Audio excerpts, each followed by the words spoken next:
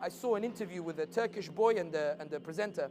And the presenter says to the Turkish boy, what's your greatest dream? The boy says, my dream is to meet the Prophet Muhammad sallallahu alayhi wasallam. So the presenter is baffled. He looks at him and he says, and what would you say to him? What would you ask him? He says, I would not ask my beloved Prophet anything. Again, I was thinking I'd ask him about Badr, Uhud, ask him about Khandaq, ask him what he felt like, ask him what was it like to meet Jibreel. That's what I'm thinking.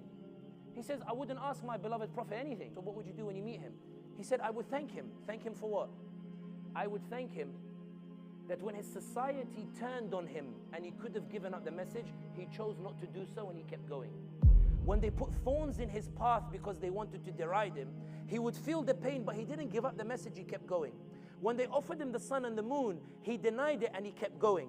When 13 years of da'wah, they boycotted him. He lost Abu Talib, his protection, he kept going. He lost Khadija, radiallahu anha, she dies, he kept going. And the more they kept pressuring him for no other reason, they said, La ilaha illallah. If he had given it up, he would have been back the golden boy of Quraysh. He refused to give it up. Then he got kicked out of Mecca. He says, Wallahi, you are the dearest land to me, and I would never have left you if your people had not kicked me out. He was heartbroken, but he left. In Badr, he's fighting his family. He's fighting his family members.